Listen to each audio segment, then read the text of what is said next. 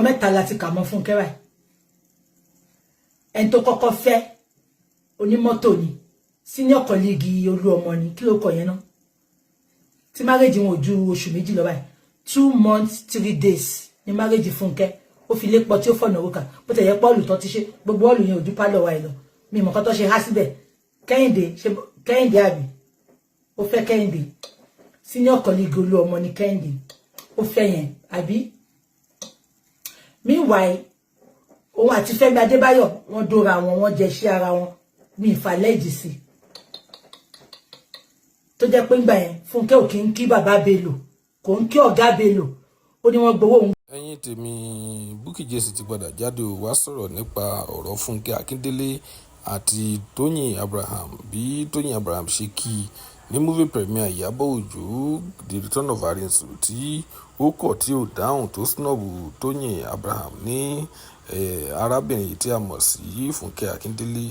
Ẹ̀yin yan wa, Bukky Jesse ti dá sí ọ̀rọ̀ náà o, ẹ jẹ́ ká gbọ́ nǹkan tí arábìnrin yìí sọ. Gbowó ìgbà tó mọ̀ pé òun ò ní fẹ́fẹ́ mi. Ó ṣẹ̀ṣẹ̀ ń kí bàbá Bello ni, ṣé ń gbọ́ mi? Ẹ̀yin jẹ́ sí ò lè mọ̀ yẹn. Kẹ́ndú lóṣòdì olórí burúkú yẹn ló fẹ́ ṣe Lagos State Governor sí àṣírí. Tó bá rí 3 votes, bí àwọn ìyàwó ẹ̀ mẹ́tẹ̀ẹ̀ta ló vote fún ẹ. Kẹ́ndú olórí burúkú, ó wá pín ráìsì dèrèkà kan, ó pín fún wọn lóṣòdì, ó ló fẹ́ jẹ governor. Ṣé tó bá ṣe governor náà bó ṣe máa fẹ́ bí pa wọ́n nìyẹn? Àbájọ tí Fúnkẹ́ já ẹlẹ̀, olóṣì, kò ní future ambition. Ó fẹ́ Kẹ́ndú tán. Gẹ́tẹ̀. Òun àti Fẹ́mi ti ń dóra wọn ti pẹ́, ṣóyé yín. Fúnkẹ́ Akíndélé gan pẹ̀lú àwọn tó fa ìjà ẹni tó bíbejì fún Fẹ́mi Adébáyọ̀. Ìyàwó Fẹ́mi tó ń sunkún kiri yẹn, ṣé kò mọ̀ nǹkan tó ń sunkún fún ni? Ṣé torí àkàn look away?